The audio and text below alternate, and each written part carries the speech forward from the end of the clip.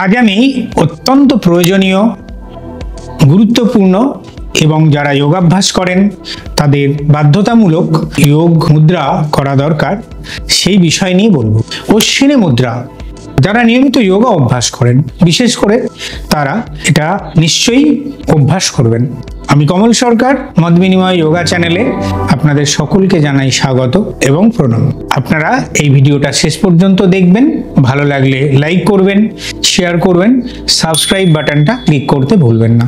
আসুন আমি আলোচনা করি অশ্বিনী মুদ্রা, এর গুরুত্ব, এর উপকারিতা, এর মানসিক প্রভাব কি পড়ে এবং যারা যোগাভ্যাস করেন তাদের এই প্র্যাকটিসটা করা কতটা জরুরি। অশ্বিনী মুদ্রা কি? অশ্বিনী মুদ্রা হচ্ছে, অশ্বিনী আমরা কাকে বলি?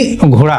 ধরুন ঘোড়ার মলদ্বার যখন পায়খানা করে ওরা, তখন কেমন মলদ্বারটা স্কুইজিং করে। এখানে অশ্বিনী মুদ্রা আমরা ইন্টেনশনালি ঠিক সেই রকম মুদ্রা করব। মলদ্বারের সংকোচন এবং প্রসারণ যারা বয়স্ক মানুষ আছেন তারা তো অবশ্যই করবেন। প্রথমে বলবো অশ্বিনী মুদ্রায় কি করে বসবেন। আপনি সুখাসনে বসুন, পদ্মাসনে বসুন, বসে মেরুদণ্ড সোজা করুন।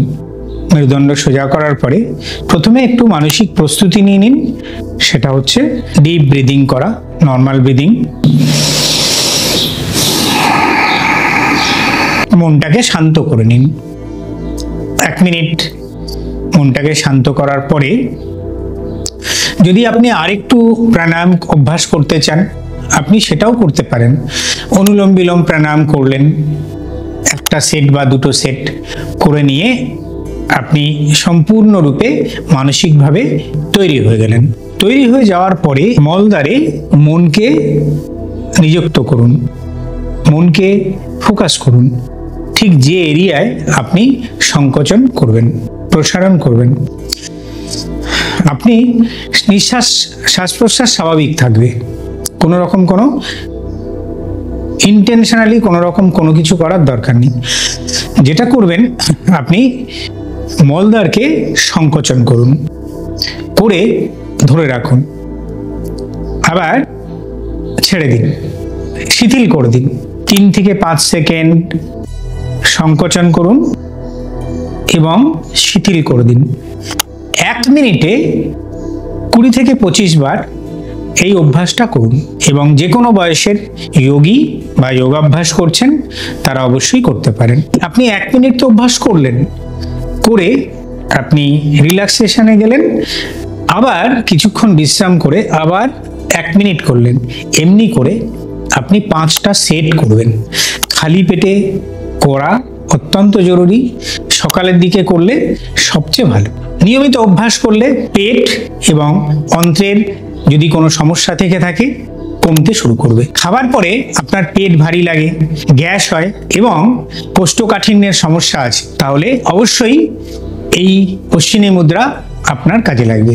যারা পাইলস বা অর্শ রোগে ভুগছেন তারা নিয়মিত এই অভ্যাসটা করুন, উপকার পাবেন। নিয়মিত অভ্যাসে মলদ্বারের যে পেশি সেখানে রক্ত সঞ্চালন বৃদ্ধি করে, মানসিক চঞ্চলতা দূর করে, স্থিরতা বৃদ্ধি করে এবং একাগ্রতা পেতে সাহায্য করে। যোগ অভ্যাসকারী যে সমস্ত মানুষ ব্রহ্মচর্য পালন করতে চান তারা এইটা নিয়মিত করবেন, কারণ কামোদ্দীপনা নিয়ন্ত্রণে এটা বিশেষভাবে সাহায্য করে। যে সমস্ত বয়স্ক মানুষরা প্রস্টেটের সমস্যায় ভুগছেন তারাও নিয়মিত এটা অভ্যাস করতে পারেন। যৌন স্বাস্থ্যের জন্য এটা ভীষণ রকম উপকারী। আমরা 1 মিনিটের অভ্যাস করি। আসুন নর্মাল শ্বাস প্রশ্বাস নিয়ে অ্যানাসটাকে কন্ট্রাক্ট করুন, খুব জোরে 3 থেকে 5 মিনিট রেখে রিল্যাক্স করে দিন, শিথিলীকরণ করে দিন। আর একবার করুন,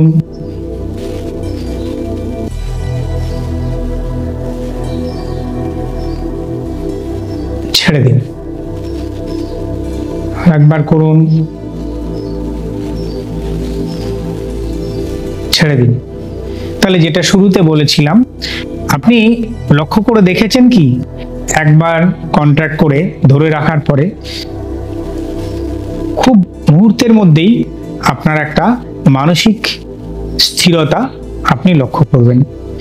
শুরুতে অস্বস্তি হবে, শুরুতে আপনি বুঝতে পারবেন না, কিন্তু কিছুদিন অভ্যাস করার পরে আপনি এর সম্পূর্ণ ফল সহজেই পাবেন। অশ্বিনী মুদ্রা আমাদের মূলাধার চক্রের শক্তিকে বৃদ্ধি করে। যৌগিক নিয়মে আমাদের যে 7টা চক্র আছে, মূলাধার, স্বাধিষ্ঠান, মণিপুর, অনাহত, বিশুদ্ধ, আজ্ঞা এবং সহস্রা, আমাদের সেই মূলাধার থেকে আমাদের সবসময় শক্তি ঊর্ধ্বগামী করতে হবে যোগের মাধ্যমে। এই অশ্বিনী মুদ্রা আমাদের প্রাথমিক স্তর, যেখানে প্রভূত সাহায্য করে আমাদের যৌগিক যে শক্তি সেটাকে ঊর্ধ্বমুখী করতে। নিয়মিত অশ্বিনী মুদ্রা অভ্যাস করলে মূলবান্ধা যখন আমরা অভ্যাস করি সেটা অনেক সহজেই করতে পারি। প্রিয় দর্শক, আপনারা কমেন্টস বক্সে কমেন্ট লেখার আগে নিজেরা অভ্যাস করুন। অভ্যাস করে তারপরে আপনারা কমেন্টস লিখুন। আর যদি কোনো প্রশ্ন থাকে তাহলে অবশ্যই কমেন্টস বক্সে লিখে জানান। তার কারণ অশ্বিনী মুদ্রা সম্পূর্ণ একটি যৌগিক প্রক্রিয়া এবং এমন একটি প্রক্রিয়া যারা অ্যাডভান্স স্টেজে যোগা করতে চান, যোগার অভ্যাস এগিয়ে নিয়ে যেতে চান, তাদের জন্য এটা অত্যন্ত মূল্যবান এবং জরুরি একটি মুদ্রার অভ্যাস। তাহলে আসুন আজকের এই ভিডিওটা এখানে শেষ করছি। নমস্কার।